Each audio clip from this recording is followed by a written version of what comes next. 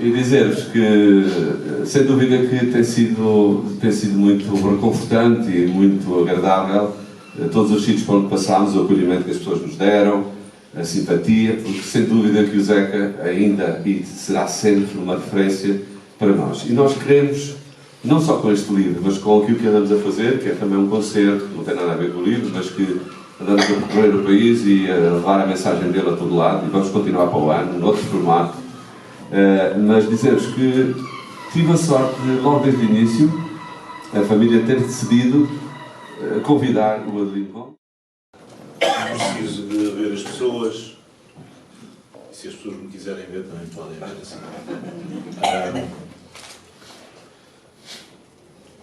O Zé Moças, a quem agradeço o convite e o entusiasmo que me transmitiu,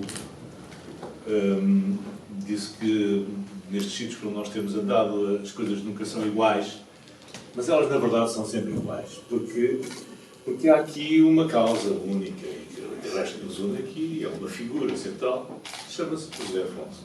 E foi por causa do José Afonso que tudo isto aconteceu.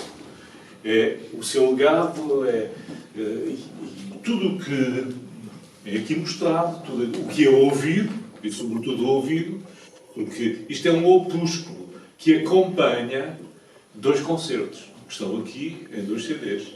E um deles está também em vinil, mas isso, o mérito e a criatividade é do editor. Como eu disse, eu apareço nesta história porque um dia recebi um telefonema da Zélia, a quem cumprimento e agradeço ter aceito o convite. Ela é sempre muito, não gosta, não quer estar aqui, prefere estar ali, preferia até, talvez estar lá ao fundo ainda, no último lugar.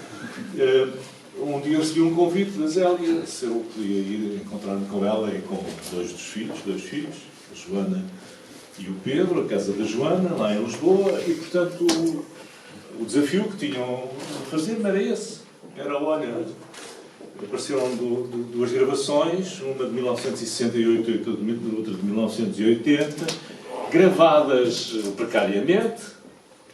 O concerto, na altura chamava-se até Sessão, a Sessão em Coimbra, em 1968, numa quebra das fitas, numa tarde de arte, foi gravada com um microfone apenas. Quer dizer que o pobre do Rui Pato, que acompanhava o Zeca Afonso, não se ouve, praticamente, coisa que o aliviou depois, mais tarde, ele disse-me assim, olha, quando eu ouvi, até é bom, porque eu desafio lá um bocado e assim ninguém ouve. Portanto, não está, a gravação não é boa, não é por acaso que os concertos, mesmo aqueles que são gravados em direto em espetáculos, são gravados com uma panóplia de instrumentos e de devices. Casa, não somos amigos de peito, mas já tivemos o prazer em vida do Zeca Afonso. O Zeca Afonso está em nossa casa, com a Zélia. Pede a um jornalista que até já estava também já estava reformado, já era um azebine, diz assim, olha, apareceram aí umas gravações, isto não acrescenta nada à glória do Zeca Afonso. Acho que estou a traduzir, acho que estou a ser fiel àquilo que disseste, Zélia. Isto não acrescenta nada à glória do Zeca Afonso. Mas talvez seja importante se alguém for procurar a contextualização. Porque aquilo foi em maio de 1968, a Coimbra. Porque aquilo cantou lá, na tarde de arte, pouco tempo depois de regressar de Moçambique, numa altura em que já era muito perseguido pela polícia política. Numa altura em que, depois eu comecei a enfrentar essas questões, depois quando aceitei o desafio, numa altura em que, ainda por cima, a Associação Académica de Coimbra a direção da Associação Académica de Coimbra tinha sido nomeada por um regime, não era representativa dos... Então o que é isto? Então o Zeca Afonso vai lá. Todas essas questões são muito interessantes. E depois... E o que significa que tudo aquilo tem que ser procurado noutras instâncias. E quando eu aceitei o desafio da família, posso dizer-vos os meus 2 raciocínios em relação aos 2 períodos. Acho que essa já te contei. Que é, em 68, pensei eu, é de caretas. 68, vem 69 a seguir, Os tipos estão fartos de escrever livros. É a geração de 69, aquela geração de que todas as gerações têm inveja, porque era realmente extraordinário. A geração de 69 em Coimbra fez aquilo que todas as gerações estudantis gostariam de fazer, que é desenvolver uma luta e serem vitoriosos em todos os planos. Quer dizer, e pôr uma cidade como Coimbra, 8 mil estudantes, quase todos, em greve. Quer dizer, é qualquer coisa de extraordinário. Portanto, é bom. Não é? E, portanto, é assim, há livros, alguns deles eu já li, os outros vou lê-los, e a maior parte deles estão vivos, porque, apesar de tudo, até são mais novos do que eu, e, por isso, não morreram ainda.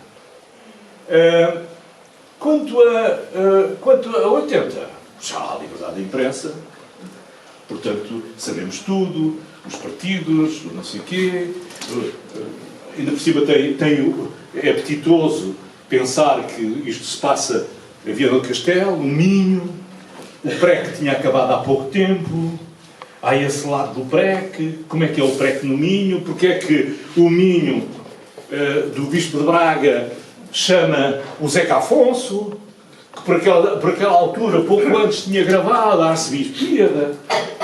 Quer dizer que é realmente um responso ao pior da Igreja Institucional. Bom, portanto, isso, eu fiquei assim. Isto vai ser de caretas, como eu pensei. Não tenho grande problema. Mas tive realmente 2 obstáculos inesperados para mim, apesar de tudo.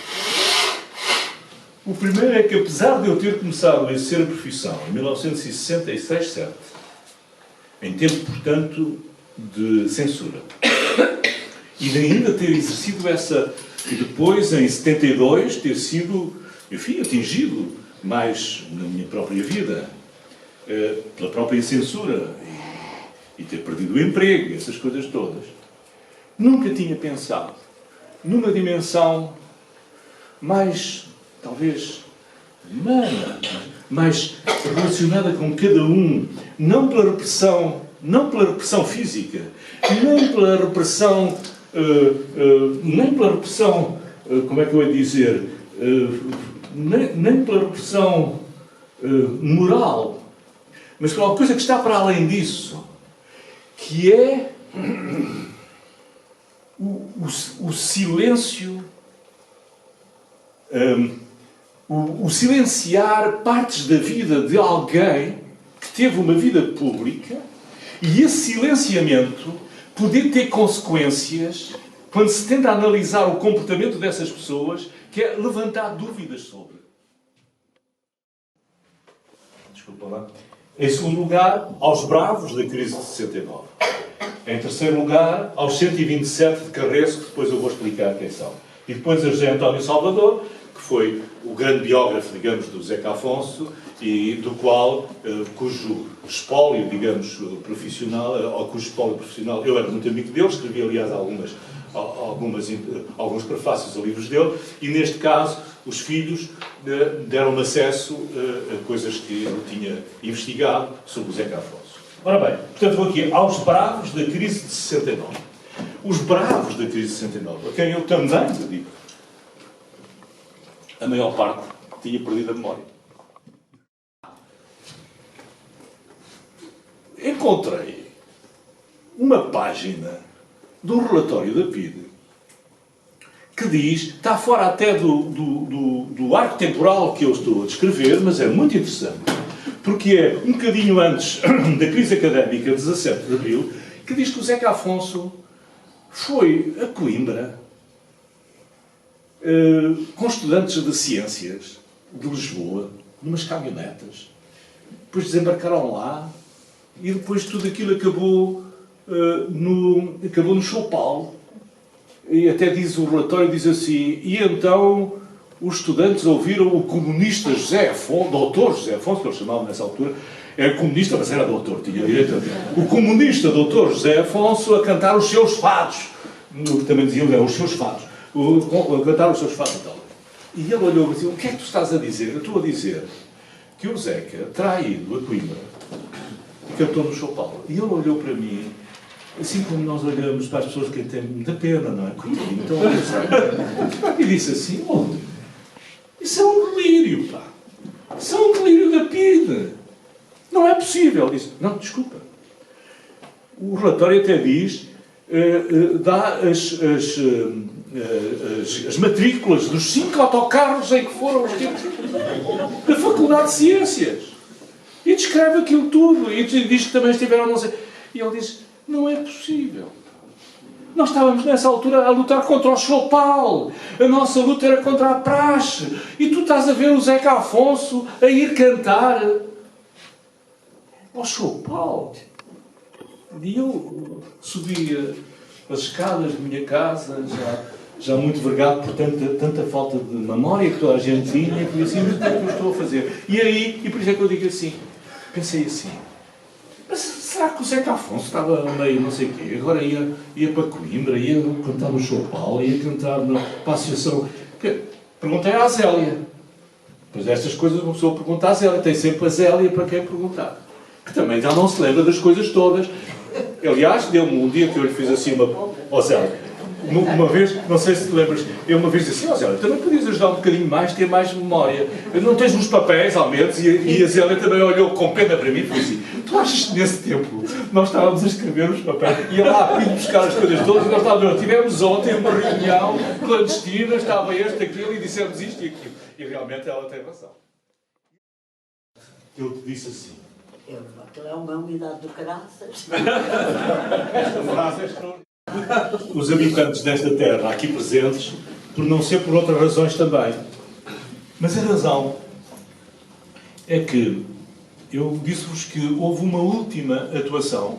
Este livro, este opúsculo, este mapeamento, termina em 28 de dezembro de 68. Porque nesse dia,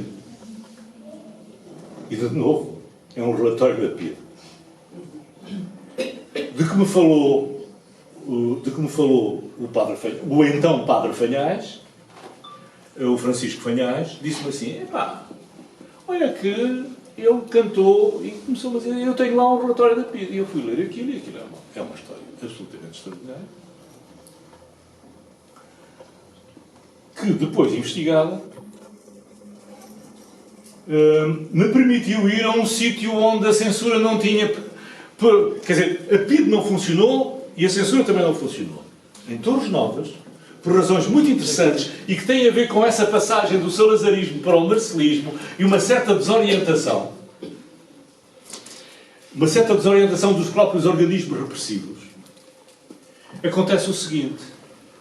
E também, uma outra coisa que é preciso tirar o chapéu, e aí o Fanhais, então padre, também tem importância porque esteve nessa luta, e também por uma luta que ao mesmo tempo estava a ser feita no seio da Igreja Católica, por organismos da Ação Católica, da JUC, etc., e por padres, nomeadamente uma geração que vinha do Seminário dos Olivais, ou que tinha estado no Seminário dos Olivais, e que começava a despontar.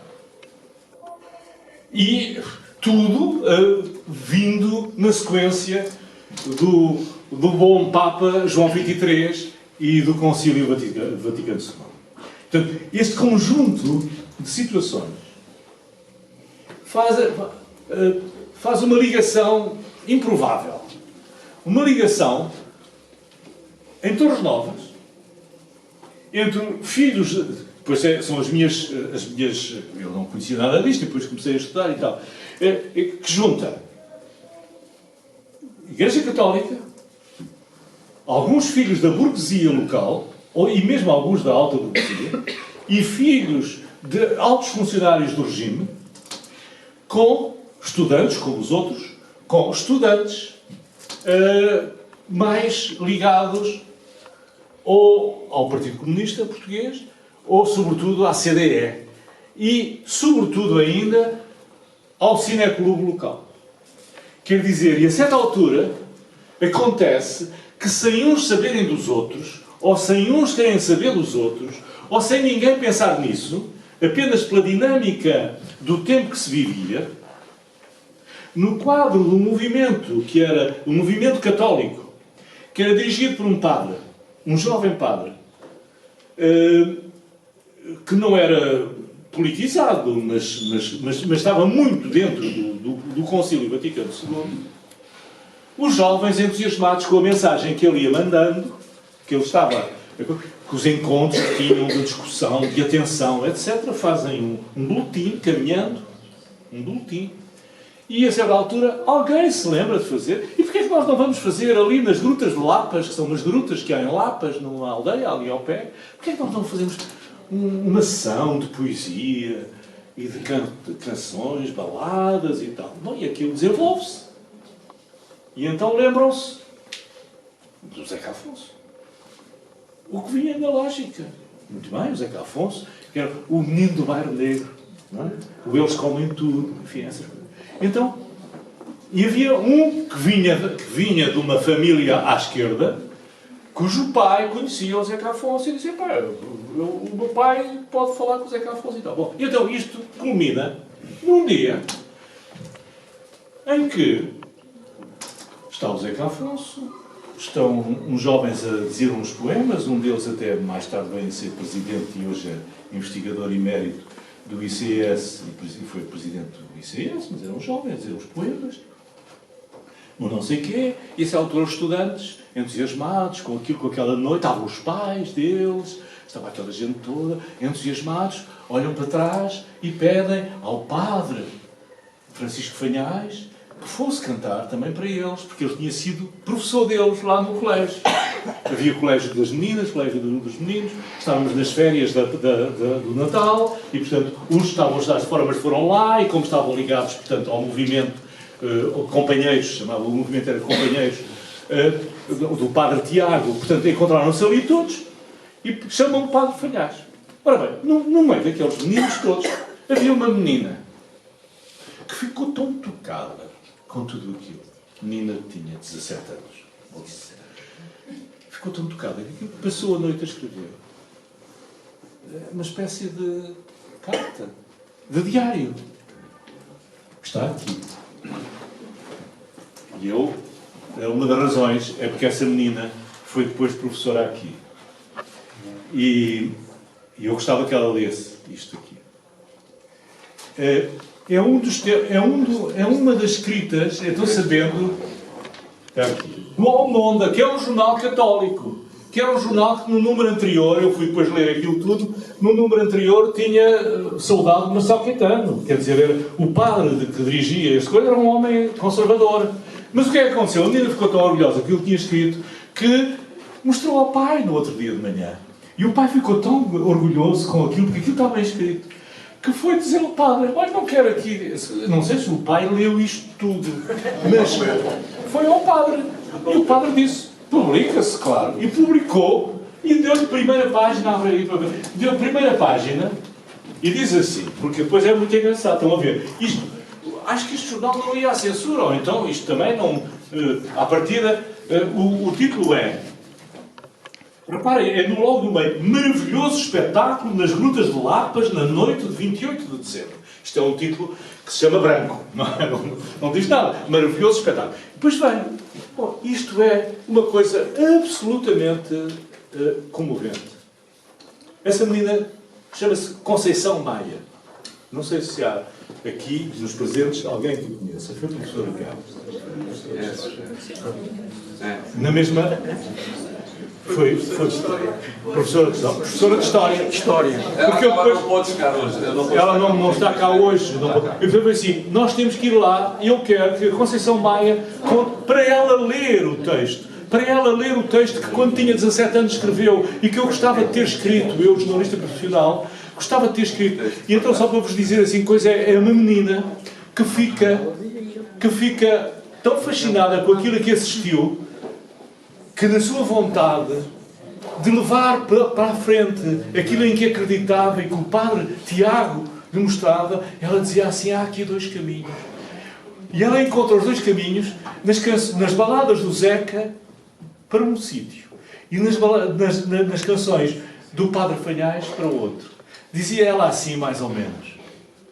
Portanto, sempre a dizer bem de cada um deles, mas a dizer assim: talvez que o Dr. José Afonso não se importasse de dar um empurrão, talvez para forçar a mudança do mundo. Dizer a primeira coisa mais importante, começar por dar o título, que é a coisa mais importante de todas, como disse, e que é parabéns pelo livro que fizeram. Agora, a seguir, eu vim para Lagos já formado. Uma delas foi essa. Eu fui convidado, portanto, pelo então professor, diretor Lázaro Costa Real, da então escola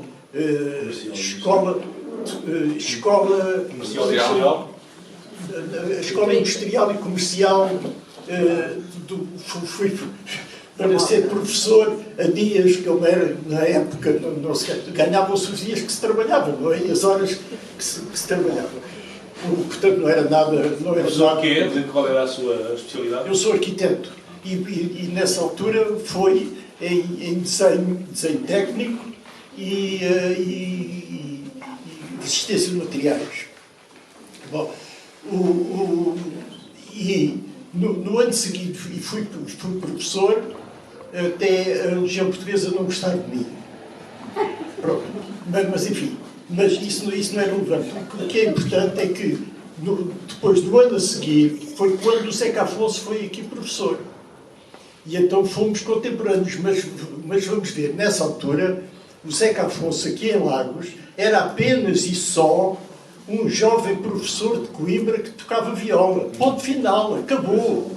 Não teve outra presença, digamos, nessa data, só os apreciadores de viola e de canto e colegas dele, e um advogado que havia em Lagos, que era o Dr. João Centeno, cuja família, principalmente a mulher, era muito melómana e apreciadora de música e tudo isso, e 2 vezes o convidou, o Zeca, para uns saraus em casa dele, com os amigos e conhecidos, onde eu participei, mas nessa condição apenas de ir ouvir um professor de Lagos, que tinha vindo de Coimbra e tocava viola e cantava fado de Coimbra. Ponto final, mais nada.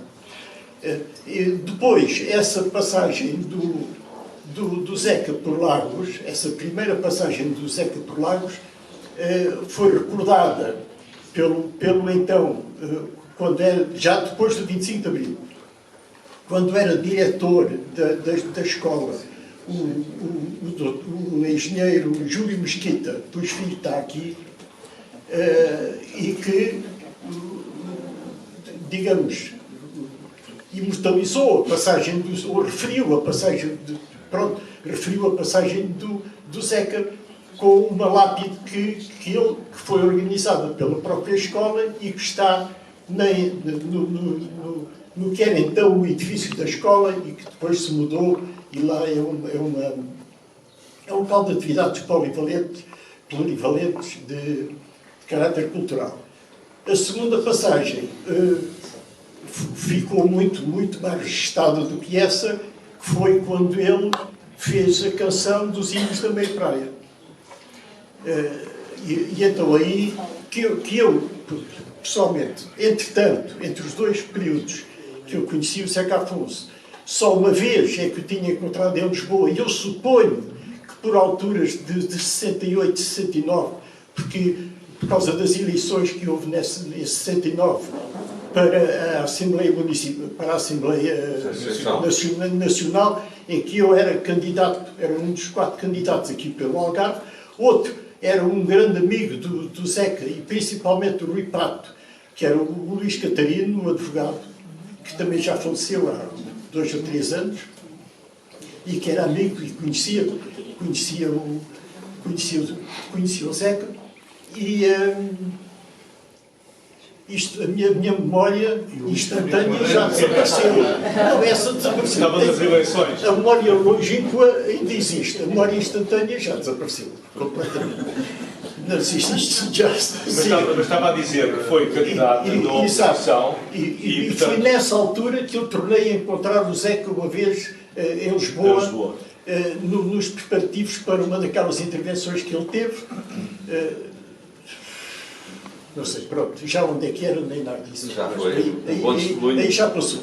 E então, depois tornei a encontrá-lo aqui em Lagos, e aí Foi essa situação que foi a passagem dele quando musicou o filme do Cunhatelos, dos Índios da Meia Praia, porque eu tinha sido, estava a ser nessa altura o responsável pelo projeto do Bairro do Sal dos Índios da Meia Praia. E então, há uma cena, há uma situação que eu gostava de referir, porque achei que era uma situação típica, perfeitamente típica da maneira de estar e de proceder do Zeca. Tínhamos encontrado, por causa do filme, várias vezes, poucas, 3 ou 4 vezes só, e tal. E um dia, ele vivia em Setúbal, portanto, e um dia telefona-me e diz-me: "Lá pá, eu já tenho a música na cabeça, já falei com o Cunhatelos, já tenho a música na cabeça e agora quero fazer a letra, mas para isso preciso da tua ajuda." Eu digo: "Está bem, pá, pronto, sim senhor." Combinámos, e então meti-me no carro e fui a Setúbal. E então, à noite, encontrámos num café que eu sou incapaz de localizar em Setúbal. Lembro-me que era junto, na zona da estação de Caminho de Ferro, que foi uma referência que eu tinha para lá chegar.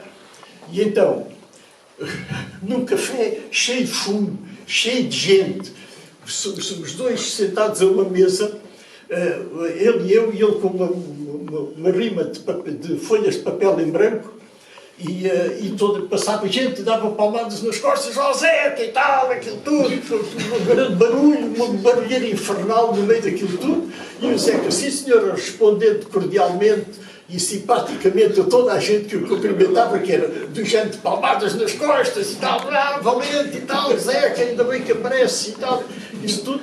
E ali a escrever, a rascunhar e a amarrotar: "Não, isto não presta, pá, deita fora", e aquilo tudo.